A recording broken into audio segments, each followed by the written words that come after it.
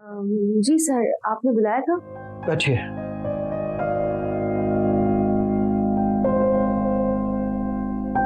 जी sir. Miss फरिया, मैं आपसे Asmara के मुतालिक बात करना चाहता हूँ। मैं अस्मारा को फ़ोन करने की कोशिश कर रहा हूँ, लेकिन उसका फ़ोन मुसलसल बंद आ रहा है। आपने बताया था कि माइनर एक्सीडेंट है और वो पहले से बेहतर है, लेकिन मुझे अफसोस इस बात का है कि उसने ऑफिशियली अपनी लीव डिक्लेयर नहीं कराई। सर, आप जानते तो हैं कि इस टाइम अस्मारा बहुत ज़्यादा मेंटली डिस्टर्ब है और जो हरकत उसकी ताई कर गई है वो सब उसके लिए नाकाबिले बर्दाश्त है। हर जुर्म के पीछे कोई कहानी जरूर होती है। कोई कहानी नहीं है सिवाय इसके कि अस्मारा की ताई अपने बेटे की वजह से बहुत इनसिक्योर हो रही है, जो अस्मारा को बेहद पसंद करता है। उन्होंने सबके सामने उसको जलील करके अपने खौफ का इजहार किया है। बाकी आप और हम लोग सब जानते तो हैं कि अस्मारा कितनी काबिल और मजबूत शख्सियत की है। बिल्कुल दुरुस्त बात है। वो पिछले 3 साल से हमारे साथ काम कर रही है, मेंटली स्ट्रांग है और मेहनती बच्ची है। आप एक काम करें मिस फरिया कि अस्मारा के घर जाएं और उसे कन्विंस करें कि वो ऑफिस को फौरी तौर पे रिजॉइन करें। ठीक है सर, मैं आज ही उसके घर जाती हूँ और उससे बात करती हूँ। ठीक है, अब आप जा सकते हो। Thank you sir. बैठो बेटा।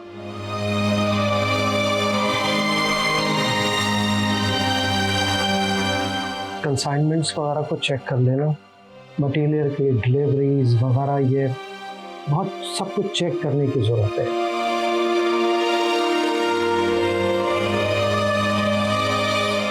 जी पापा।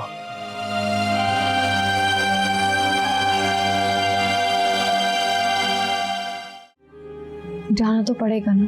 कम ऑन अस्मारा, सबको तुम्हारा पता है और तुम्हारी ताई की इस हरकत को बहुत कम लोगों ने नोटिस किया है। हाँ, लेकिन नोटिस तो किया है ना। अस्सलाम वालेकुम अंकल। वालेकुम अस्सलाम बेटी, जीती रहो, बैठो। हाँ भाई, क्या बातें हो रही थी? कुछ नहीं अब्बा, ऑफिस के हवाले से बात हो रही थी। माजरत चाहता हूँ बेटी, मैं तुम्हें देखने आ रहा था तो मैंने तुम दोनों की गुफ्तगू सुन ली।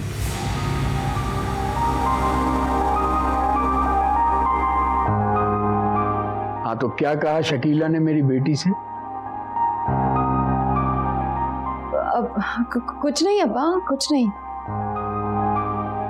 तुम्हारे चेहरे पर फैली वीरानी बेसबब नहीं है बेटा। मैंने एक बाप से ज्यादा तुम लोगों से दोस्तों वाला रवैया रखा है। बाप से कुछ चीजें छुपा लिया करो, लेकिन दोस्त से तो नहीं ना। अंकल, आप बिल्कुल सही बात कर रहे हैं। अस्मारा को एटलीस्ट आपको तो बताना ही चाहिए था। अंकल, अस्मारा की ताई ने अस्मारा को ऑफिस में सबके सामने पता नहीं क्या क्या उल्टे सीधे इल्जाम लगाए।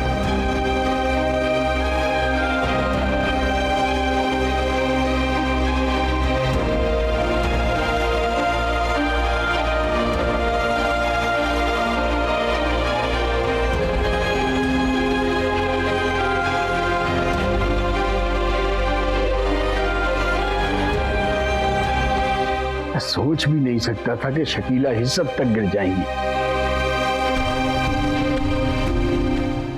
याद रखना बेटी,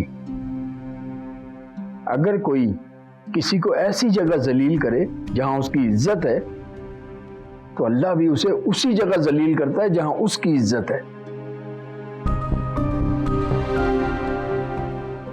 जिल्लत तो कर्ज की तरह होती है, वैसे ही लौटा दी जाती है।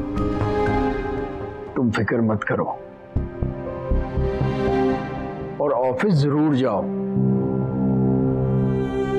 घर में मुंह छुपाकर बैठोगी तो खुद को मजीद अजियत में डालोगी और लोगों के शक को भी हवा मिलेगी। अंकल बिल्कुल ठीक कह रहे हैं। मैं आज ही बॉस को इन्फॉर्म करती हूँ कि तुम कल से वापस ऑफिस ज्वाइन कर रही हो, ओके? और ये फरवा कहाँ रह गई? आलू के कटलेट्स बनाने गई थी। मैं बेचता हूँ अभी। अच्छा तो तुम पक्का आ रही हो ना कल से ऑफिस? हाँ अब तो आना ही पड़ेगा। इस टेंशन हो रही है मैं सबको किस तरह फेस करूँ।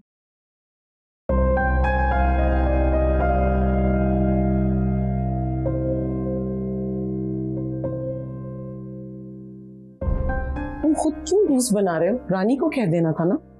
रानी जी जी बेबी जी। ये हारिस खुद क्यों जूस बना रहा है? तुम बना देती। बेबी जी मैंने कहा था साहब जी ने कहा रहने तो मैं खुद ही बना लूंगा। अच्छा तुम जाओ।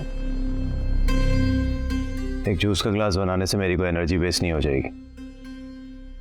तो तुम इतने रूड क्यों हो रहे हो हारिस?